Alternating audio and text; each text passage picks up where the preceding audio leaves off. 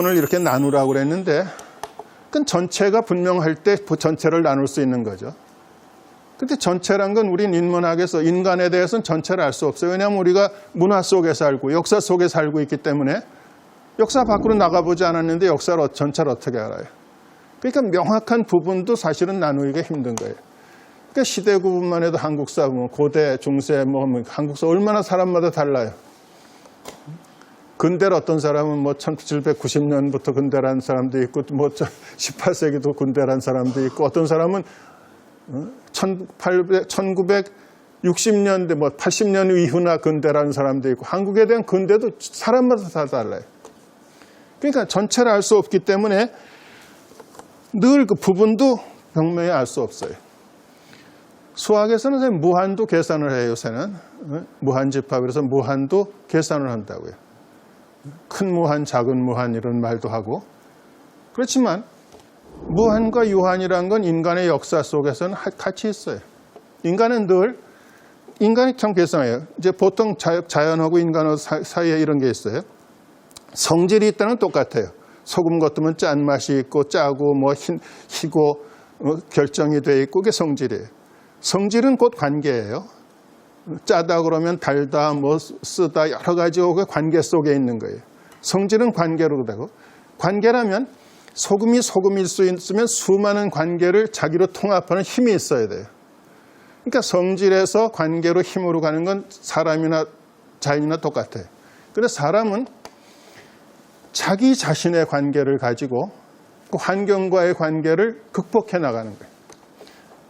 소금은 그렇게 못하는데 소금 물에 쓰면 녹아버리는데 사람은 역경에 있으면 그 다른 것의 관계를 자기 자신의 관계를 가지고 극복을 해 나가요.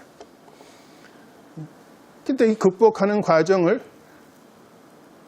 이렇게 늘 극복하기 때문에 인간은 늘 유한한 속에 살고 있지만 늘 유한한 걸 늘 부정하기 때문에 해결의 말이죠. 무한이란 거는 인간의 역사 속에는 무한은 유한한 것의 내적 동태다. 굉장히 어려운 말이죠. 인간은 누구나 보면 그래요. 그냥 거기 만족하지 않고 또 뭘 하려고 돈을 벌고도 더 벌려고 그러고 성형수술해서 예뻐지고도 또 하려고 그러고 그게 유한한 것을 부정하는 거예요. 계속. 방향이 좋으면 그것도 좋은 건데 하여튼 모든 걸 부정하지 않는 사람은 없다. 그 다음에 방정식을 만든다고 그러는데 문학이나 역사나 철학에서 규칙을 그렇게 분명한 규칙이 나올 수 없다. 아마 사회과학도 그럴 거예요. 실험은 계속 할 수 있지만 경제학이 수학을 많이 쓰지만 회사를 망하게 했다가 또 다시 흥하게 했다. 계속 실험을 할 수는 없잖아요. 망하는 걸 그냥 보고서 따라가는 거지. 그러니까 실험이 그렇게 분명치 않다는 점에서 경제학조차도 과학이라고 부르기 힘들죠. 그러니까 규칙이란 거는 실제 뭔가 부분이 분명하고 부분 사이의 관계가 분명해야 되는데 문학이건 역사건 철학이건 그 내에서는 부분을 분명하게 가르기가 굉장히 힘들어요. 그러니까 철학의 규칙이란 것이 과연 있는지 역사의 규칙이란 게 있는지 그래서 규칙이란 건 일종의 필연인데 인간의 역사에서는 인간 개인도 그래요. 필연이란 게 뭐냐? 대부분 결단이에요. 저 사람이 내 남편이 됐다. 그게 필연이냐? 그건 사실은 여자의 결단이 만든 거지. 나는 저 사람과 만남이 필연이다. 이렇게 하지만 사실은 그 필연은 수학적인 필연은 아니에요. 그리고 현재 역사 속에는 끝없는 모순 대립이 있어요. 해겔은 위기와 동요란 건 정상적인 역사 과정의 일부다. 자꾸 사람들이 위기가 없는 역사라고 그러는데 그런 역사는 있어 본 적이 없다. 자연의 위기와 동요가 어디 있어요? 근데 역사는 늘 위기와 동요 연속이다. 그렇기 때문에 규칙을 만들기 어렵다.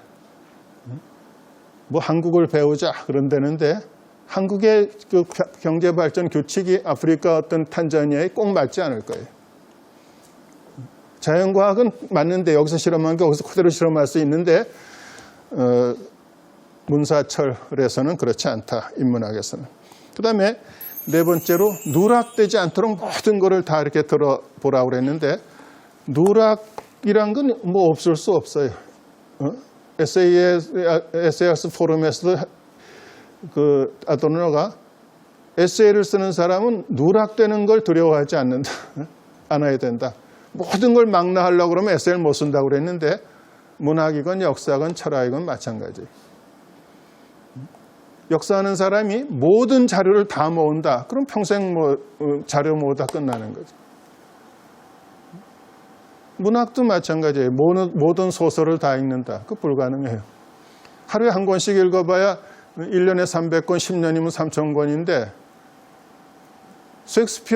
영국엔 셰익스피어 도서관, 셰익스피어 도서관에도 100만 권 가까운 셰익스피어 연구소만 해도 전 세계에서 번역 100만 권이 있어요. 1년에 10년에 3,000권밖에 못 읽는 사람이 100만 권을 어떻게 읽어요? 결국 누락이 누락될 수밖에 없다. 그렇다면 실제 인문학에서 지금 중요한 건 뭐냐? 근데 하루에 한 권씩 책을 읽는다고 그러지만 하루에 한 권씩 읽는 책이 어떻게 있어요?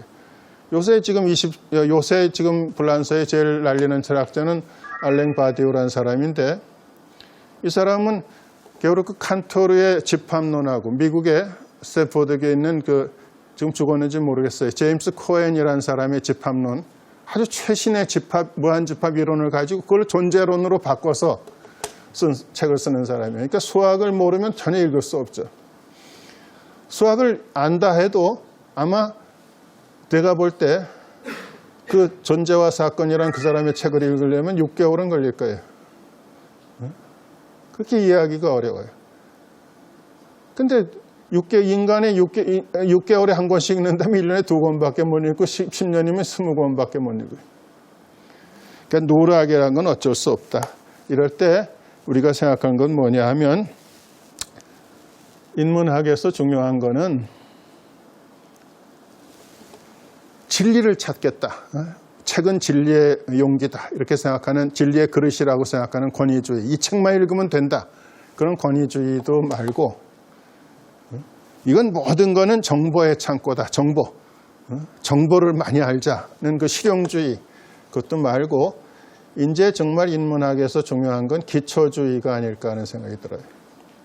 정보도 막상 그 음식에 쓰레기가 있듯이 막 너무 많은 정보, 그거는 인간에게 그렇게 도움이 되지 않아요. 그러니까 정말 인간에게 중요한 것이 뭐냐를 이제는 생각해서 톨스토이가 인간에게 얼마나 많은 땅이 필요한가 그런 소설을 썼는데 정말 이제는 우리에게 필요한 정보가 뭔가, 필요 없는 정보, 그거를 과감하게 버리는 그런 기초주의가 필요할 거라고 봐요. 인문학 공부에선 지금 생각에 자연과학과 인문학의 통합이라고 할 때 정말 중요한 거는 기초주의라는 생각이 들어요.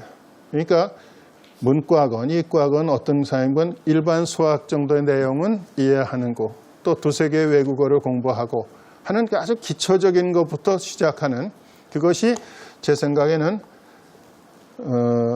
자연과 인간의 통합적인 이해로 가기 위해서 필요한 것이 아닌가. 지금 위험한 거는 정보의 홍수예요. 정보의 홍수에 그냥 휘말려 들어가서 기초적인 게 다 무너져 있어요. 컴퓨터를 알면서 수학의 기본 개념들을 잘 모르는 사람은 결국 컴퓨터를 정말 새로운 쪽으로 소프트웨어를 개발하기 어려울 거예요. 내 생각엔 지금 앞으로 필요한 거는 아도르노는 이렇게 두 가지가 서로 반대되는 거라고 얘기를 했지만 제일 끝에 말에 이런 말을 했어요. 에세이스트는 실험하며 글을 쓰는 사람, 대상을 여기저기 조사하고 물어보고 모색하고 시험하고 순간마다 철저하게 자기 자신을 반성하는 사람, 다각도에서 대상에 몰두하며 자기가 본 것을 마음의 눈에 집중하는 사람, 글을 쓰면서 생겨난 여러 조건이 제시하는 새로운 내용을 그때그때 음미하고 이용하는 사람이다. 아도르노는 그 과학과 이 에세이의 그 차이의 제일 기본적인 게 이렇게 말했어요. 과학은 수학으로 환원한다. 간단한 원칙으로 환원한다. 근데 에세이는 침잠하는 거다. 환원이 아니라 대상 속에 가라앉는 것.